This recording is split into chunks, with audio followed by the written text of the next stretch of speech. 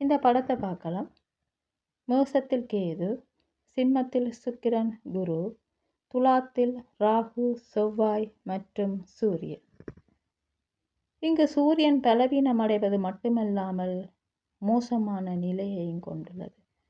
பிறர் செய்யும் தவறுகளால் ஜாதகர் பாதிக்கப்படுகிறார், துன்பம் அடைகிறார், குற்றச்சாட்டினால் துன்பப்படுகிறார், மிக பெரிய மனவேதனைக்கு ஜாதகர் உள்ளாகிறார். ஜாதகர் பிறக்கும் நேரம் தந்தைக்கு ஆபத்துக்கள் விபத்துக்கள் இருக்கும் என்று சொல்லலாம். அந்த சூழ்நிலைகள் இங்கு இருக்கிறது.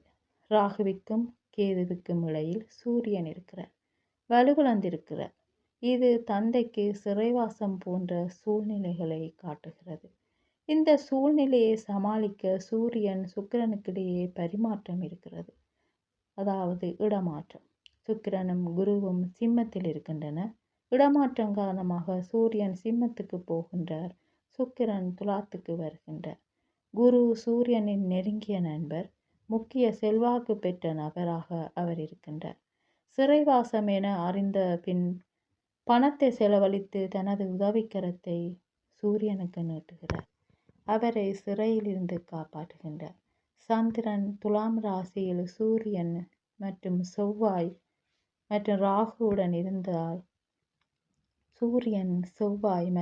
ராகுவுடன் இருந்தால் இங்கு சுக்கிரன் சூரியனின் மகள், அவள் தந்தை தப்பிக்க உதவுகிறாள். இங்கு சுக்கிரன் ராகுவோடு இடமாற்றம் காரணமாக தொடர்படுகிறது. தனது கற்பை கூட பொருட்படுத்தாது தந்தையை காப்பாற்றுகிறார். இந்த அமைப்பு ஒரு ஆண் ஜாதகத்தில் இருந்தால் இவரது மனைவி நல்ல உள்ளம் கொண்டவர், ஆன்மீக எண்ணம் கொண்டவர் மற்றும் அவரது கணவர் நெருக்கடியில் இருக்கும்போது அவரை காப்பாற்றுகிறார். இந்த அமைப்பு ஒரு பெண் ஜாதகத்தில் இருந்தால் அவள் நல்ல உள்ளம் கொண்டவளாக இருப்பாள்.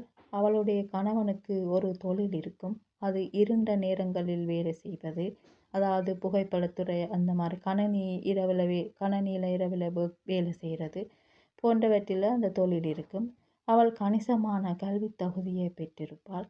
அவளது கணவனுக்கு ஆபத்தை விளைவிக்கும் தற்செயலான அம்சங்கள் இருக்கும், ஆனால் எப்படியோ தப்பித்து விடுவர். இந்த படத்தை பார்க்கலாம். மேஷத்தில் செவ்வாய், கன்னியில் சுக்கிரன், துலாத்தில் புதன் மற்றும் சூரியன். இங்கு மேஷத்தில் செவ்வாய் பலமாக இருக்கின்றார், சூரியன் துலாத்தில் நீசம், அவரோடு புதன் இருக்கின்றார். இங்கு புதனோடு செவ்வாய் நேரடி தொடர்பு.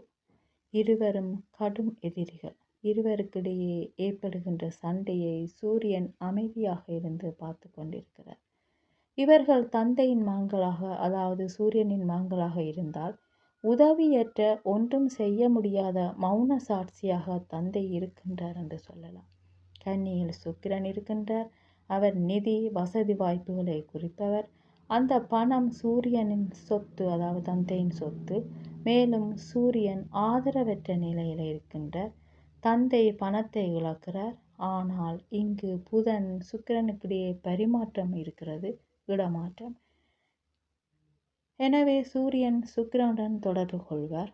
தந்தைக்கு இப்போது என்ன பிரச்சனை ஏற்படுகிறது என்றால், இந்த பணத்தை எப்படி பாதுகாப்பது, இதுதான் பிரச்சனை. சூரியன் தந்தையை குறிப்பவர். சுக்கிரன் ஒரு பெண் கிரகம். சுக்கிரனுடன் புதன் இடமாற்றம் வரும்போது புதன் பெண்ணாக மாறுகிறது. அதாவது புதன் தன்னந்தனியாக கன்னியில் இருக்கும்போது பெண்ணாகவே கருதப்படுவார். எனவே இவரது தந்தைக்கு 2 மனைவிகள் இருப்பார்கள். இந்த அமைப்பு ஒரு பெண் ஜாதகத்தில் இருந்தால் ஜாதகியின் கணவர் ஆரம்பத்தில் காதல் விவகாரங்களில் ஈடுபட்டிருப்பார். பின்னர் இந்த ஜாதகியை மணந்திருப்பார் என்று சொல்லலாம். இந்த படத்தை பாருங்கள். சிம்மத்தில் ராகு, சனி, சுக்கிரன் மற்றும் சந்திரன், கன்னியில் புதன், துலாத்தில் சூரியன், கும்பத்தில் கேது. சிம்மத்தில் சந்திரன், ராகு, சனி மற்றும் சுக்கிரன் இருக்கிறது. கன்னியில் புதன் இருக்கின்றார். சூரியன் துலாத்தில் பலமிழந்திருக்கின்றார். ஜாதகரின் தந்தை தனது சொந்த இடத்தை விட்டு வெளியேற வேண்டிய கட்டாயத்தில் இருக்கின்றார். எதற்காக என்றால் செல்வத்தை தேடி. பணம் சம்பாதிப்பதற்காக இருந்த சொந்த இடத்தை விட்டு தொலைதூர இடத்துக்கு பயணம் செய்ய வேண்டிய கட்டாயம் வருகிறது.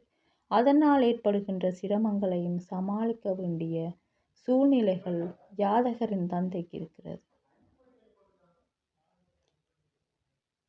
ஆனால் இங்கே இடமாற்றம் உள்ளது.